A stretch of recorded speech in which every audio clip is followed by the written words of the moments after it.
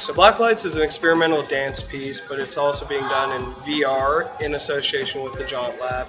It's basically taking the viewer through 5 different art gallery spaces while you're being introduced to the Neo-Native Party, which is this fictional political party that is a combination of all ethnicities fighting against colonialization, oppression, and white supremacy.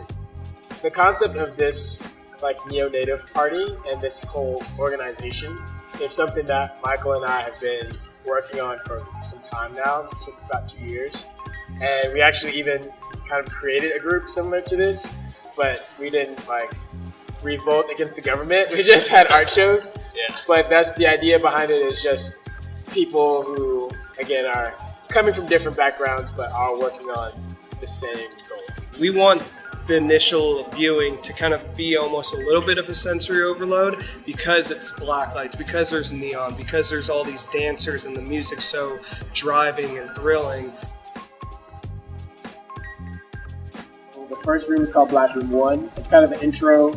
In that room, you get a sense of oppressions that have happened in the past. The art on the wall that progresses takes different images of police brutality, white supremacy, and kind of abstracts them or dissolves them so they're not so specific anymore. So the next room is BLACKROOM 2. That's the first room that has dancers. We actually got dancers and choreographer from the Coffin School of Dance.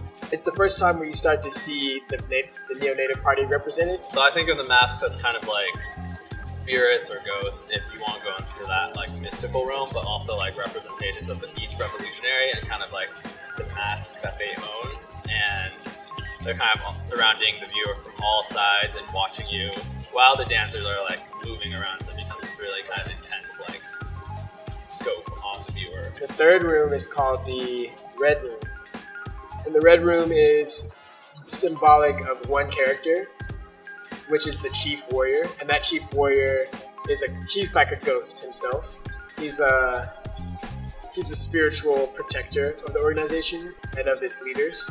The idea behind that is to kind of, red symbolizes a lot of different things. It symbolizes anger, violence, but also love and life.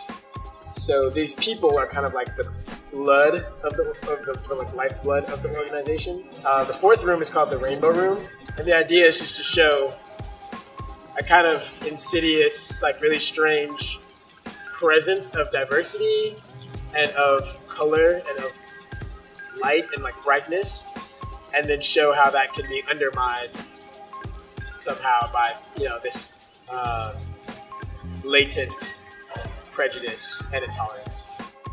The last room is the Throne Room, and that room is where you meet the leader of the Neo-Native Party, who's the princess, and she kind of basically formally invites you to join the revolution.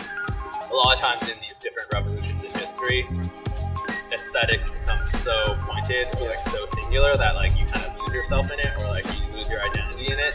And we definitely don't want to repeat that history in this story. So instead of forcing ourselves to compromise or become one, we just decide to kind of collide together. And at first it feels discordant, but it really is just a synthesis.